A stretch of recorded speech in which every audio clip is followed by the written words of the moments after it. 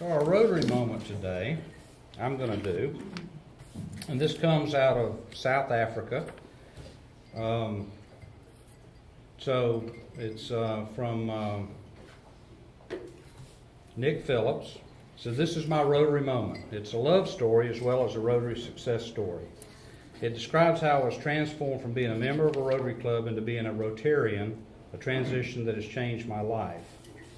By 2006, I'd been in Rotary for 29 years and had served as club president, district treasurer, district governor, and district Rotary Foundation chair. During this period, I had also concentrated on developing my business and raising two beautiful daughters, but there were also painful times, including a divorce. I had been too preoccupied to get involved in hands-on community service. I was tired, under pressure, and thinking seriously about shedding extra responsibilities like Rotary. In late August of that year, I was sitting in my office trying to catch up on work when the phone rang. The caller identified herself as Sylvia, a representative of an NGO working with orphans and vulnerable children in our district. They needed help, and she asked if Rotary could meet with them. Reluctantly, I agreed, and accompanied by my club president, kept the appointment. Sylvia introduced herself and her colleagues and proceeded to tell us a bittersweet story about working with underprivileged communities in Zulu land with fewer resources than they needed, but brimming with energy and hope. I was moved beyond words, not only by the nobility and importance of their cause, but also by the charming and sincere presence of the young lady telling the story. As the weeks went by, my Rotary Club friends and I worked tirelessly to identify needs and negotiate matching grants to assist the project. Hours were spent talking to community members, negotiating with overseas sponsors, planning and executing the project. And of course, during all this time, Sylvia and I were working shoulder to shoulder to make the project a success. As you can imagine, one thing led to another, and now I'm proud to say that the project has been successfully completed, and Sylvia is my wife. So I have to say, without a shadow of a doubt, that when my telephone rang on that fateful August day, it was the start of my Rotary transformation and remains my quintessential Rotary moment. So that's our Rotary moment for today. So I guess we're down to the program, Rob. I'm going to turn it over to you. I want to introduce today a fellow Rotarian, currently on leave of absence. And I've already been sitting here where at least 10 of you have come up and said, when are you coming back? So, clearly we're putting the pressure on her to get her back here. But we have today with us, it's my pleasure to introduce Stacy Campbell. She's the Director of Marketing and Media Relations out at the Ag Center. I think she's been in that role a couple of years now. She has 2 fairs under her belt, and I don't think it would be any stretch to say that these new attendance records are related to Stacy and her efforts. And she no longer has to hear from me complaining about not knowing what's going on out there. So anybody that knows Stacy knows that she's the most prolific Facebook poster known to man. If you don't know something's going on in the Ag Center, it's your own fault. Certainly not hers. She is the former president and CEO of the Prairie Chamber from 2012 to 2014. She revitalized our chamber and launched several new events, a couple of which have continued to grow and expand, and I think are really signature events for the chamber, and really for almost all the middle towards the Balloon Fest and the Taste of Harry down, Taste of Southern. So great events, and we owe that to Stacy bringing that to us here tonight. She left us in 2014. I think it was because she could only take so much of meddling chairs and board members, several of which are sitting here, and one of them is standing in front of you. So she is the former Director of Marketing for the Cherry Blossom Festival. She's a Montezuma, Georgia native. She is a graduate from Southland Academy, and she was the top performer on the dance team down there. And I can't vouch for any of that dance team thing, but I do have photographic proof that she can do the whip and the nay-nay with Salento. And I had to look up who Salento was. Actually, I had to ask my daughter, but that's the guy that sings that song. So if anybody wants to ask her to demo that later on, I'm not going to ask her, but I would love for one of y'all to. She is a 2001 graduate of Mercer University. Unfortunately, a huge Auburn fan. I say that for the folks here. While she was working as the marketing manager for the Macon Whoopie in Macon, she met and married Ryan Campbell, who at that time professional hockey player. Left when he left, moved out to Oklahoma City, and He retired, I think, with some injuries after that, and they moved back to Middle Georgia to our benefit. Ryan has recently been with the Cantrell Center, and he's recently launched a new business in Warner Robins, Genesis Weight Loss and Body Sculpting. I checked into that, but they felt like I was too far gone to be involved. Stacy, Ryan, and her two sons, Brody and Blaine, live in South Houston County, so please help me warm Rotary. Welcome to a fellow Rotarian, Stacy.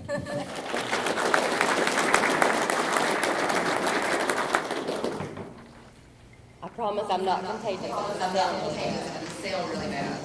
Take my water. Take my water and I cough.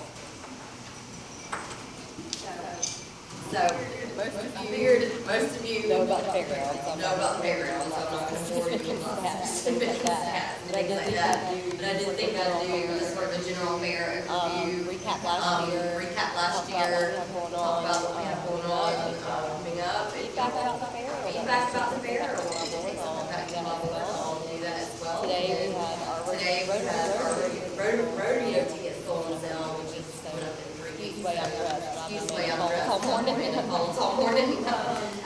I did want to kind of go over, a lot of people ask us how we're governed or how we work, and we do have an authority. This is everybody that is on our authority right now. Two of our original members are our chair and our vice chair, and I know that name looks familiar to most of you in the room. So he is acting as our chair right now. He's our chairman has suffered some illness in the past year, so Ms. Rose is leading our meetings each month, and we're still governed by people that you see on the screen, which several of them are local, but about half of them are comprised of people throughout the rest of the state. So a lot of people say, well, where do they come from? We have some Raymond County, we have Gainesville, we have Statesboro, we have in the Middle Georgia area as well. So it's a wide variety throughout the state that come. These are just some of the awards that have been won over the past 26 years. And then most recently, I have in my hand, because we just announced this at the last board meeting, there's a publication called Carnival Warehouse that ranks fairs by attendance. So the highest that we had ever been previous to this past fair was number 40. And it's out of the top 50 fairs in the U.S. So this year, thanks to our record attendance, we're now 36th in the country. So we're the 36th highest fair in the top 50 for our attendance. And most people ask me when it's Texas. Everything's bigger than that. So these are just sort of some unique facts about us. We are comprised of about 1,100 acres. We do have room to grow. There's a lot of area in the going towards the east side of the facility that are on the other side of the parking lots that can be used for future development. We do have room on the campus itself. We have talked about adding another barn if possible, because we are sort of running out of showroom, and also we want to increase our commercial a bit to be able to grow into sports tournaments, so wrestling, cheerleading, gymnastics, things like that, and we can't really utilize reeds.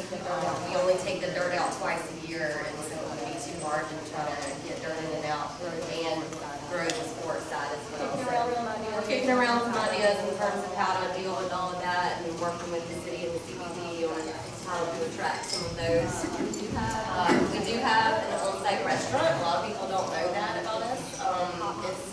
Cox Concessions is our official caterer, but when we have large events in town, behind Reeves there is a restaurant. So if y'all are ever hosting anybody or just want to be able to bring somebody to the fairgrounds when the restaurant's open, I do recommend coming and having lunch or dinner with us. We have, these are all the buildings that we have for commercial space. Most of you, I'm sure, have probably been in all of them, so I won't bore you with all of that.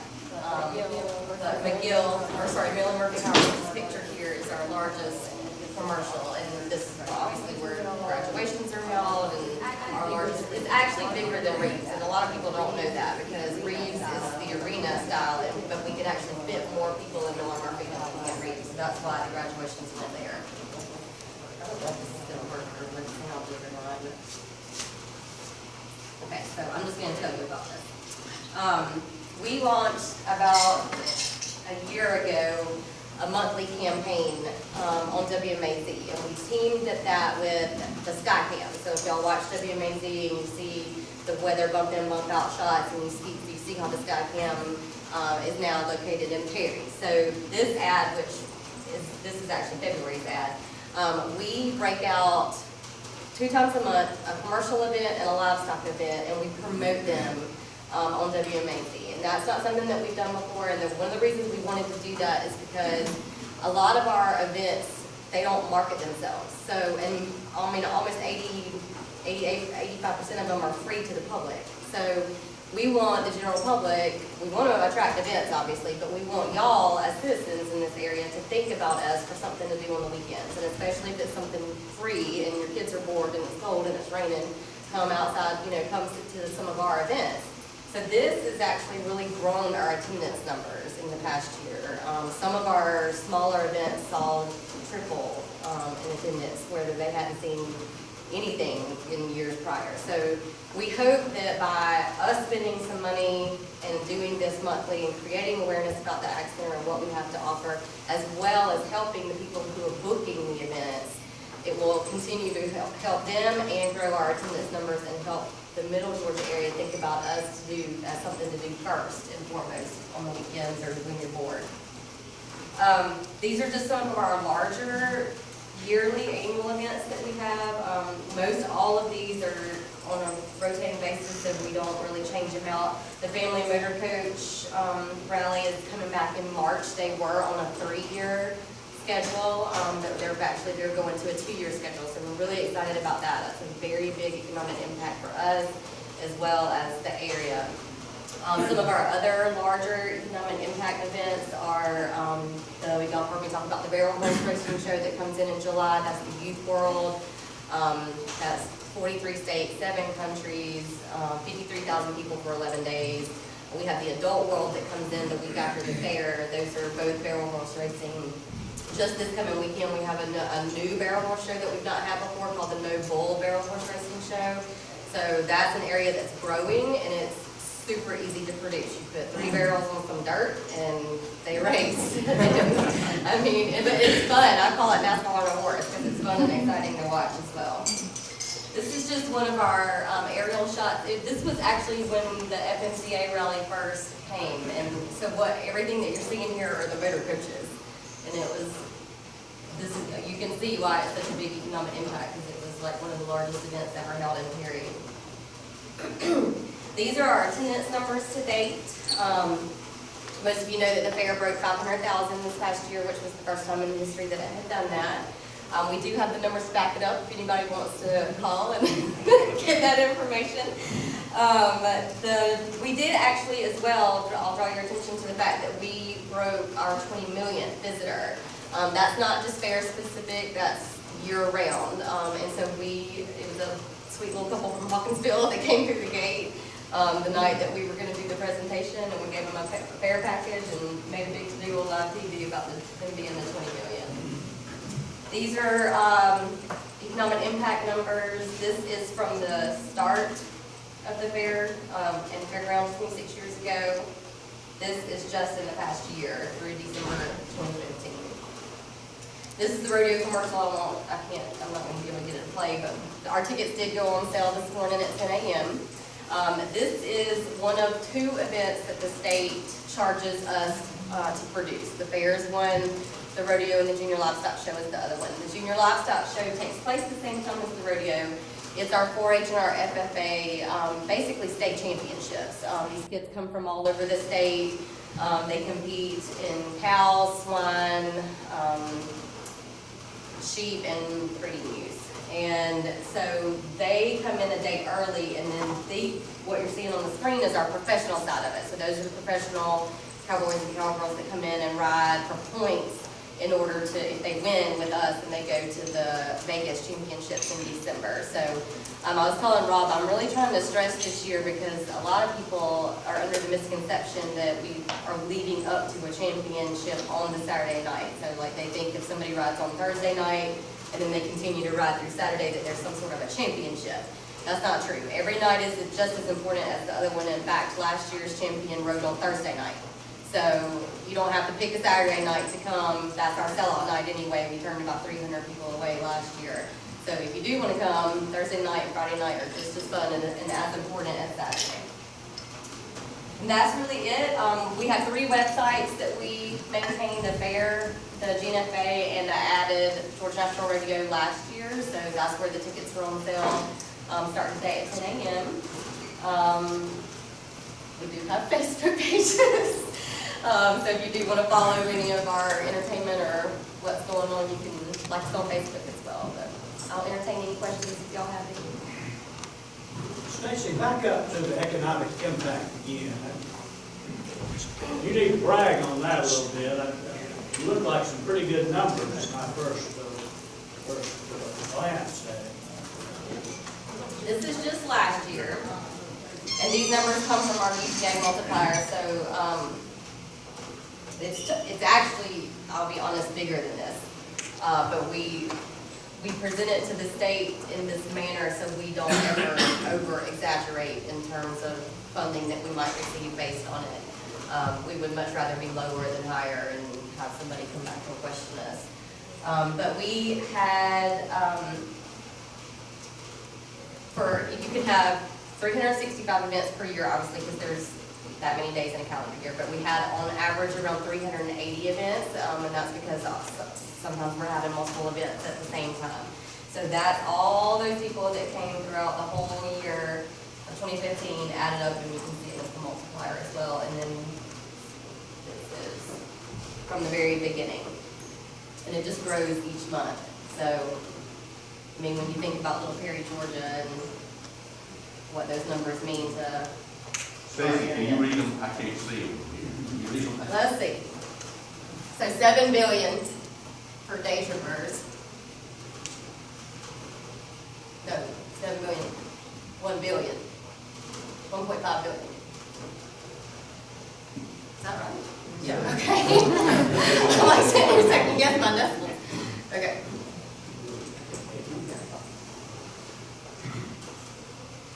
So you add those two together? No, sir. These are the day trippers. So these are people that don't stay in the hotels every night. These are people that stay in the hotels every night. Stacey, is there, one of the things that's been discussed about that additional property for a long time has been horse racing. I know there was a bill that's once again trying to make its way through. Right. Any hope for that in the area? We, I'll tell you, we normally go to Atlanta January, February, and March and have our authority meetings there. But because we're in an interim transition and they're doing the search for our new director right now, we are holding our meetings in town. So we're not as in tune to the bills and the things that could impact us as we normally would be if we were going to Atlanta right now. But they do keep us abreast, and I don't know if y'all have seen, but our new Senator, Larry Walker, is going to be a part of our overview board for the authority now, which is good. So that means that he can communicate back and forth with us and see what's important to us. And they also manage our budget. So as we make budgetary decisions and ask for funding from the state, then they take those requests back and help support us or tell us, okay, this doesn't seem like it's going to pass, we might change something a little bit. So that's about the 6th time they've introduced that bill, I think. Yeah, so it's sort of like until we hear some news, we just sit tight on that one.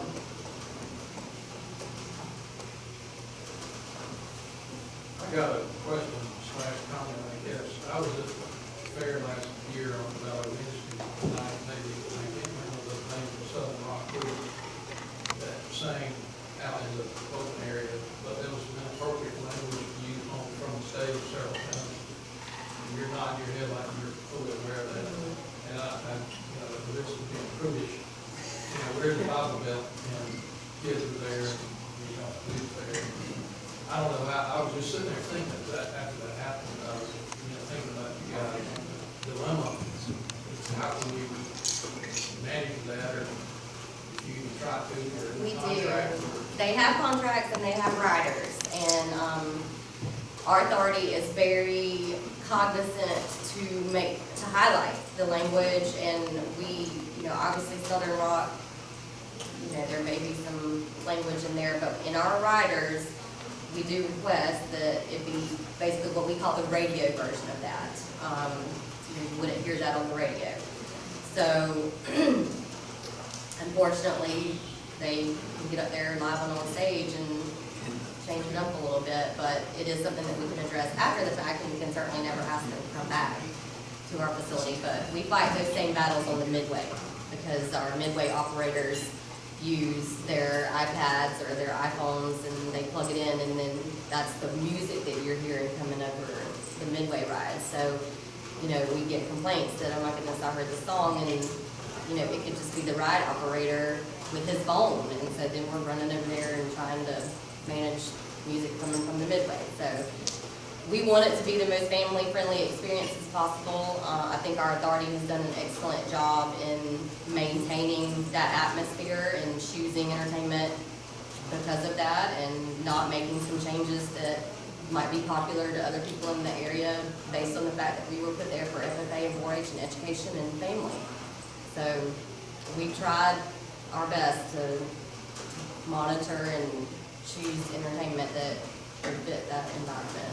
You know, NFL, other people like that have penalties. Right. Built into their contract with their players if they misbehave, not hurt the NFL will. It occurred to me, that I was just wondering, sitting there wondering, you know, what kind of rankings you have.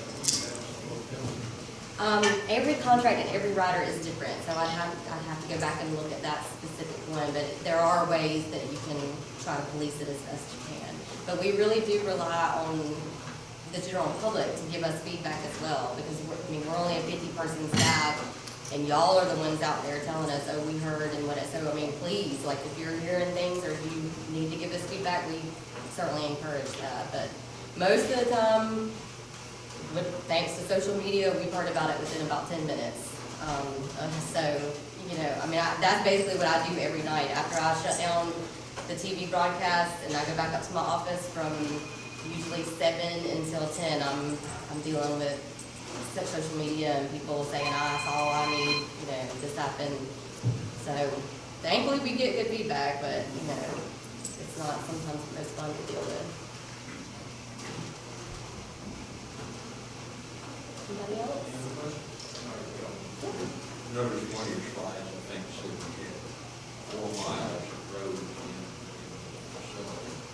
We were talking about connecting with Flat Creek, Horse Trail, and of course, Big Indian Creek Park. Right. Moving on that, Robert?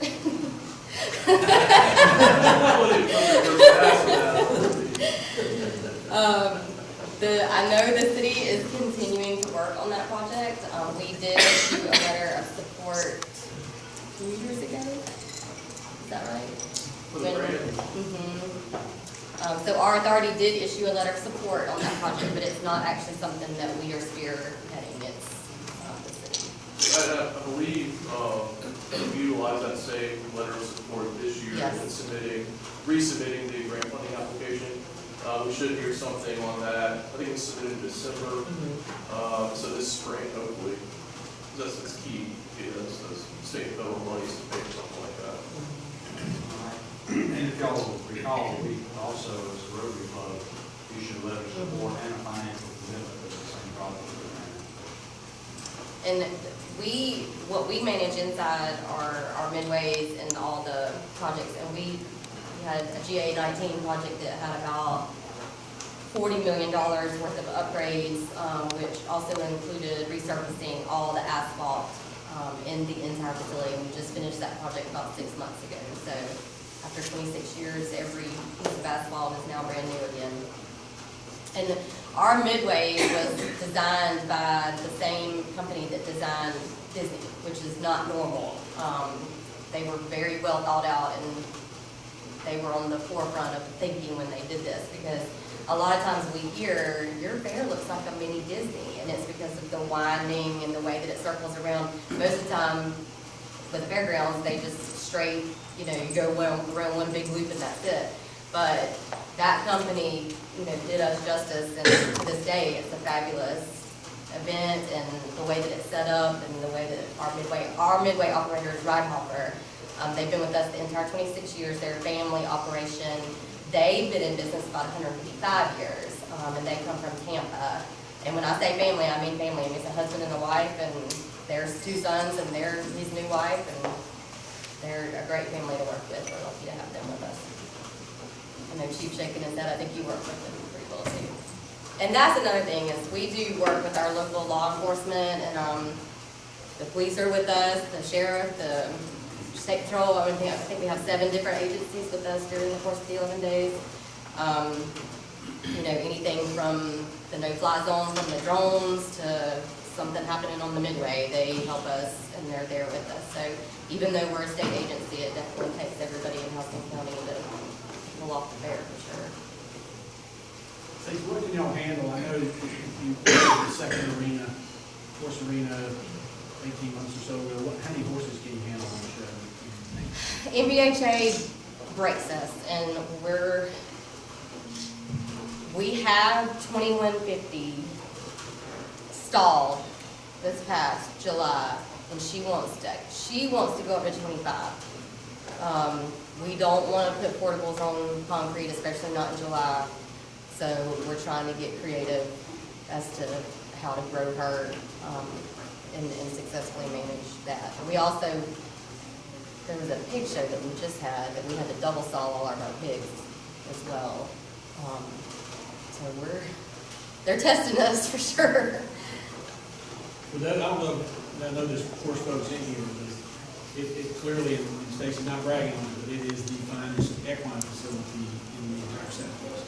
You won't go anywhere in the Southeast in a horse show, any type. It's better than what we have here in Hamilton. And that show came from Jackson, Mississippi. And one of the reasons why it relocated here was because they had a lot of security issues. They had one of their patrons got robbed during the show on the Fairgrounds facility. So, you know, they were safe, we're family friendly, they love Perry. This was their 4th year coming. The downtown, you know, has done a great job in terms of having sales for them, and, you know, restaurants have made specials for them, and I mean, they love it. And their owner is from Augusta, so it's good for their executive team to be able to be close as well, because they come in about a week prior to all the rest of the kids.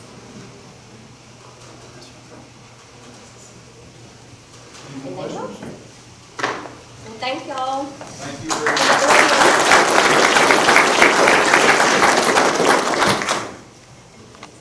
Stacy, if I can ask you to stand up just a minute. Since you're a Rotarian speaking to someone from one of our Rotary coins, Okay, thank so